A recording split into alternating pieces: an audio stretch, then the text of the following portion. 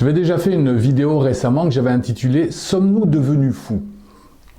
Dans le droit fil, je souhaite en faire une ou deux supplémentaires parce que j'ai vraiment constaté des choses qui sont absolument inadmissibles dans notre société et c'est vraiment important qu'on en parle, c'est vraiment important que ça se sache. Alors pourquoi est-ce que je vais en parler? Vous connaissez tous, j'imagine, l'histoire de la grenouille. Vous savez, cette grenouille qui cherchait un endroit et qui trouve une casserole pleine d'eau fraîche.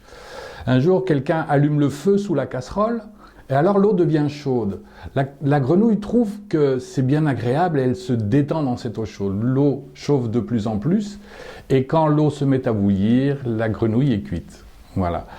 Alors, moi j'ai vraiment le sentiment que l'eau est hyper bouillante autour de moi. J'ai besoin de vous en parler, de vous dire ce que je ressens.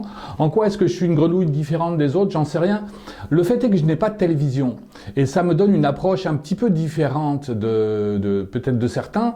C'est-à-dire que, par exemple, il y a un petit peu plus d'un an, il y a presque 2 ans bientôt, je pars travailler, ma mère m'appelle, elle me dit « Tu sais que si tu vas travailler, tu dois écrire sur un papier, je sous-signé, certifie être dehors ». Alors j'ai cru que c'était le 1er avril avant l'heure, elle me dit non, vérifie sur internet. Et effectivement, il était nécessaire de se faire une attestation. Alors très rapidement avant de partir travailler, j'imprime cette attestation et puis je pars au travail. Et le soir, un peu fatigué, puis j'avais oublié en fait, je rentre à la maison.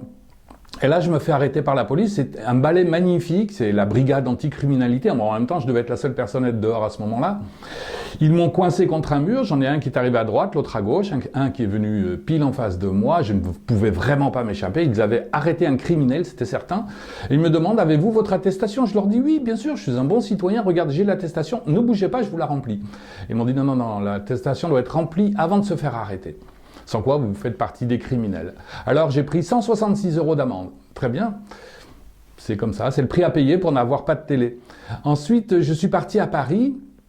Et quand je suis arrivé à Paris, j'ai pris un hôtel parce que je devais aller faire une émission de télé, justement.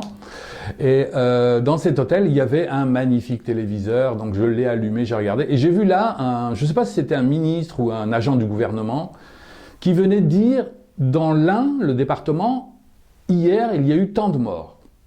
Dans l'Aisne, il y a eu tant de morts. Et puis il a égrené comme ça tous les départements, c'est-à-dire qu'il y a quand même 100 départements en France. Et je trouve ça complètement fou. C'est fou. Quand je suis rentré à la maison, j'ai rencontré des amis, je leur ai dit, chose incroyable que j'avais vu, un ministre ou un agent gouvernemental qui égrenait tous les morts département par département. Ils m'ont dit, mais enfin, d'où est-ce que tu sors? C'est comme ça tous les soirs. Alors là, ça, je souhaite à vous le dire, c'est complètement fou, c'est malade. C'est installé volontairement et consciencieusement dans l'esprit des gens une angoisse terrible. Alors, à quelle fin? Je n'en ai aucune idée. À l'époque, la fin, c'était de dire mais il faudrait éviter de sortir de chez soi, mais je trouve quand même que les moyens employés sont un petit peu exagérés. Donc, dire oui, protégez-vous, mettez un masque quand vous rentrez dans le métro, c'est une très très bonne idée. Mais bon, égrener les morts département par département, pour moi, c'est de la folie, c'est une folie furieuse. Alors là, je viens de découvrir des choses qui sont autrement plus graves, c'était déjà pas mal ce que j'avais vu là-bas à Paris. Je vais faire une autre vidéo dans laquelle je vais vous exposer des choses qui se passent dans notre société, mais qui sont inouïes. Et c'est inouï veut dire qu'ils n'ont jamais été entendus. Si je ne l'avais pas constaté par moi-même et si on me l'avait raconté, je crois que je ne l'aurais pas cru. Donc ça va être l'objet de la prochaine vidéo qui va arriver tout de suite après, que je vais intituler, je pense, le pouvoir de casser les pieds. Donc voilà, c'est une vidéo préparatoire en fait celle-ci. Je souhaitais vous prévenir que je vais faire ces 2-3 petites vidéos. Bon, pour moi, nous sommes fous. Je crois même que la folie, me semble-t-il, c'est le propre de l'homme.